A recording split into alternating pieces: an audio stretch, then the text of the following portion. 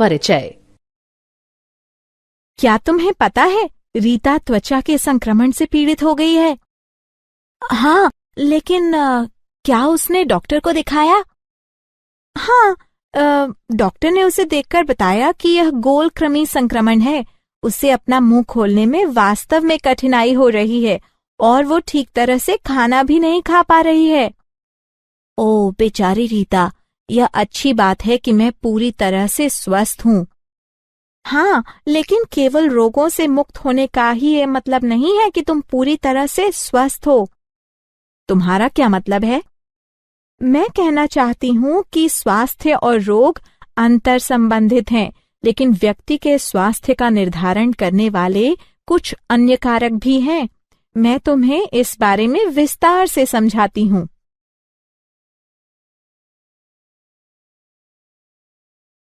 उद्देश्य। इस पाठ के अंत में आप निम्न करने में सक्षम हो जाएंगे: स्वास्थ्य एवं रोग की अवधारणा को समझना, मनुष्यों में सामान्य रोगों की पहचान करना।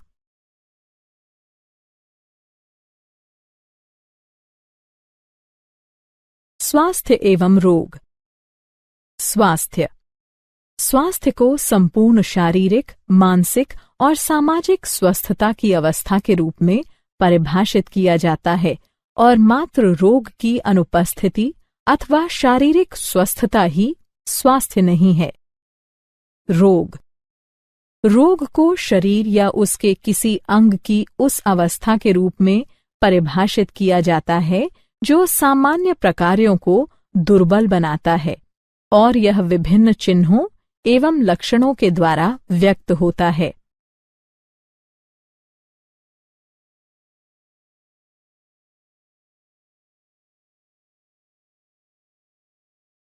स्वास्थ्य को प्रभावित करने वाले कारक।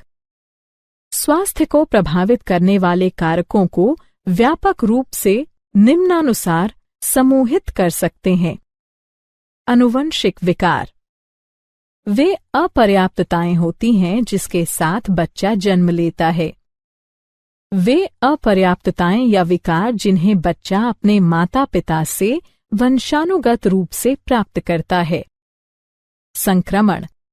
जीवाणु, वायरल, प्रोटोजोअल, फंगल अथवा अन्य प्रकार के संक्रमण हो सकते हैं।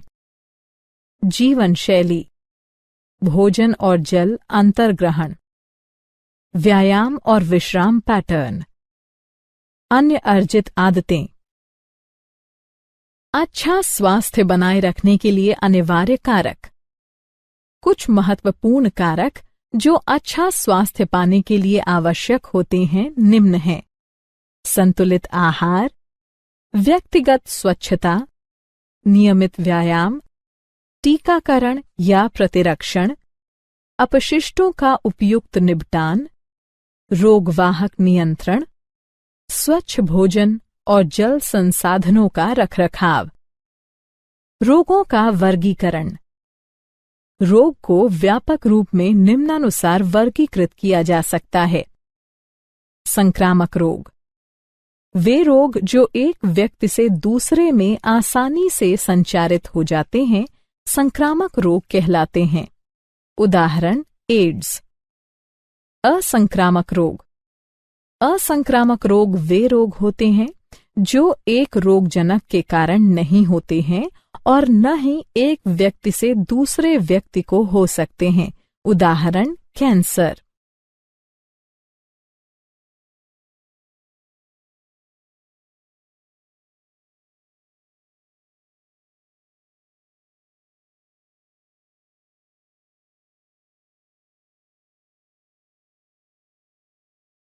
रोगजनक, रोग उत्पन्न करने वाले सूक्ष्मजीव। रोग उत्पन्न करने वाले सूक्ष्मजीवों को रोगजनक कहते हैं। उदाहरण के लिए: जीवाणु, विषाणु, कवक, प्रोटोजोआ, कृमि इत्यादि। रोगजनक पोषी में प्रवेश करते हैं, स्वयं को पोषी के शरीर के अनुसार अनुकूलित करते हैं, बहुगुणित होते हैं तथा सामान्य जीवन हेतु अनिवार्य गतिविधियों में व्यवधान उत्पन्न करते हुए आकार की तथा प्रकार्यात्मक क्षति पहुंचाते हैं। सामान्य मानव रोग। कुछ अत्यंत सामान्य मानव रोग इस प्रकार हैं: टाइफॉइड, न्यूमोनिया, सामान्य जुकाम, मलेरिया, अमीबता, एस्केरियासिस, श्लीपद, दाद संक्रमण।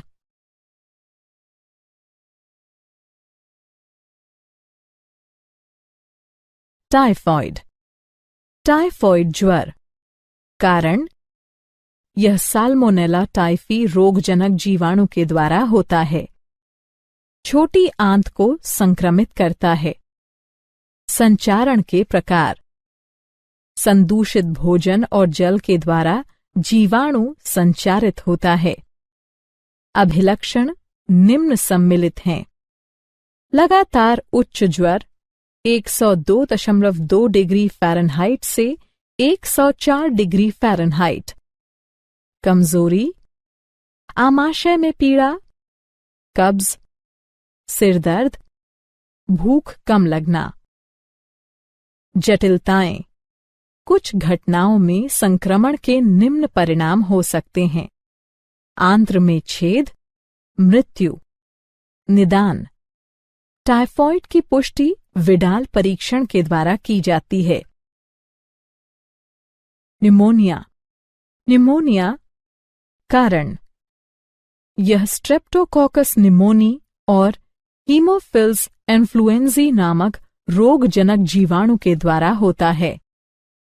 संचारण का स्वरूप: जीवाणु निम्न प्रकार से संचारित होते हैं: किसी संक्रमित व्यक्ति द्वारा छोड़े गए बिंदु को ड्रॉपलेट्स या एरोसोल सांस द्वारा अंदर लेने से, संक्रमित व्यक्ति के बर्तन इस्तेमाल करने से।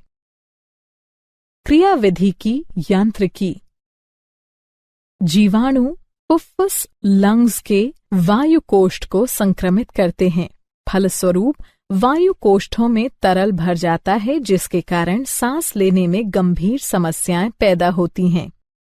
लक्षण निम्न शामिल हैं: ज्वर, कंपकंपी, सिरदर्द, खांसी, होंठ और हाथ की उंगलियों के नाखूनों का रंग धूसर से लेकर नीला तक हो जाना।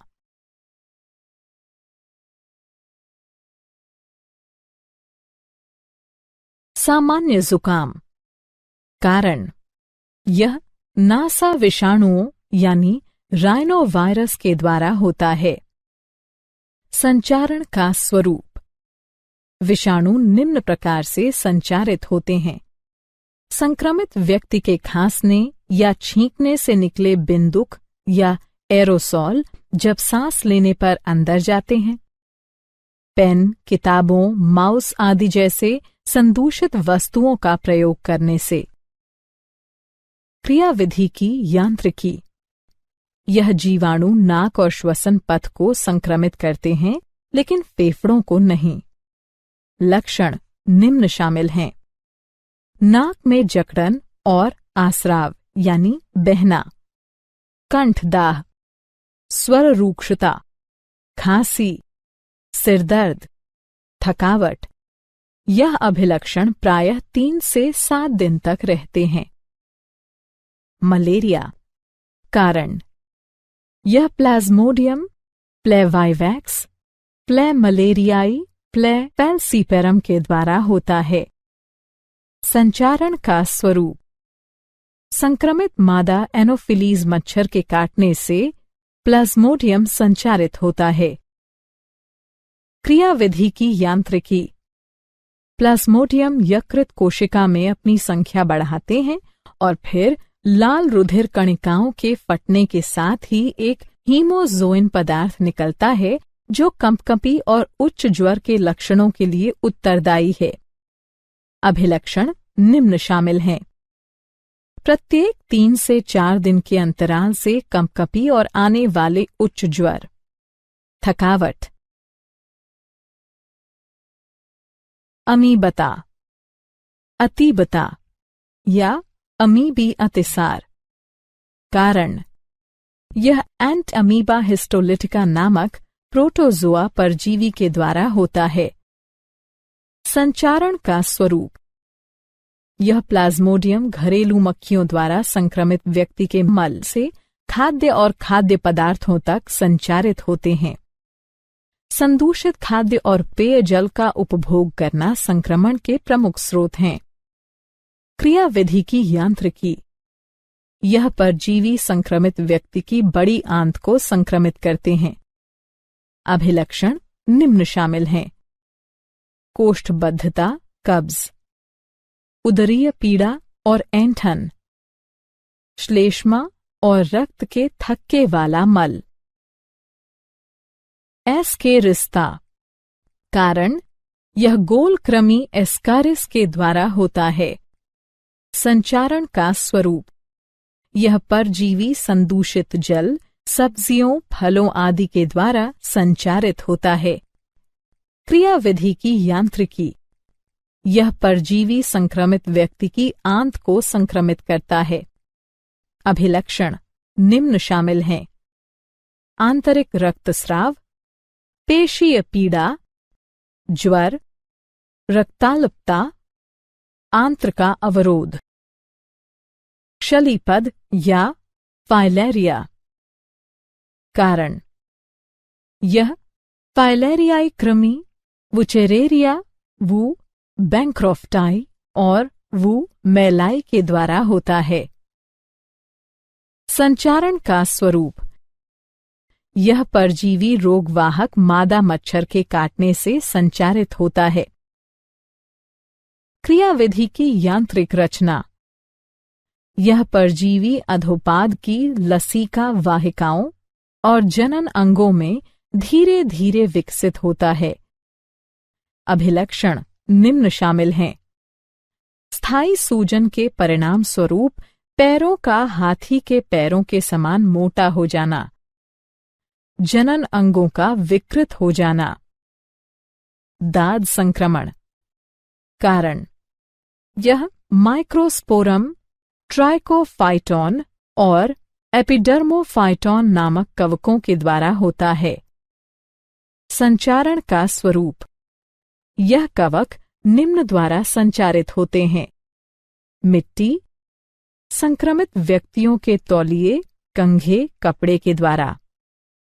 क्रियाविधि की यांत्रिकी यह कवक त्वचा के वलनों में ऊष्मा और नमी की उपस्थिति में पनपता है।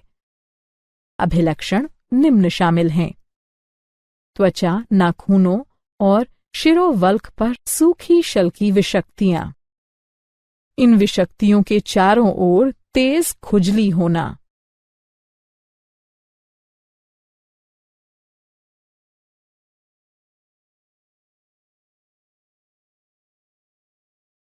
संक्रामक रोगों का निरोध एवं नियंत्रण। संक्रामक रोगों के निवारण और रोकथाम के लिए निम्न उपायों का पालन करना आवश्यक है।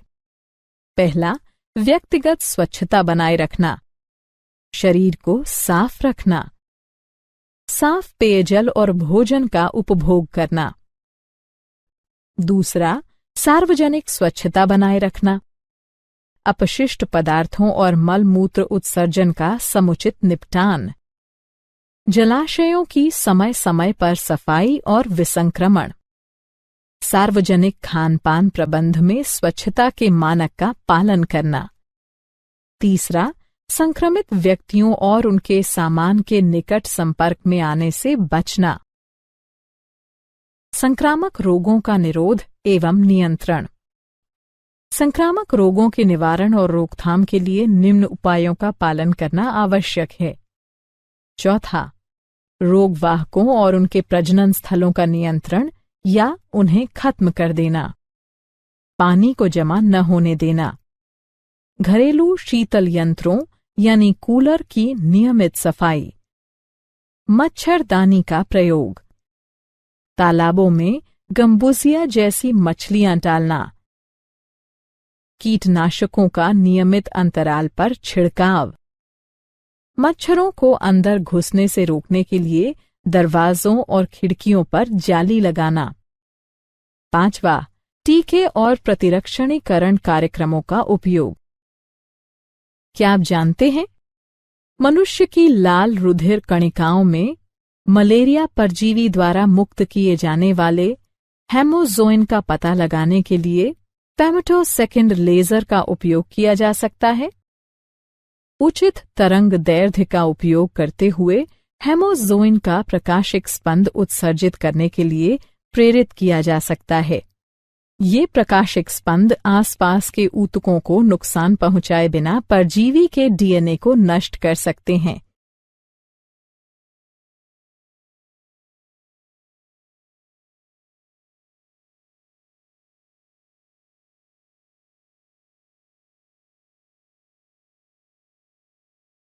सारांश।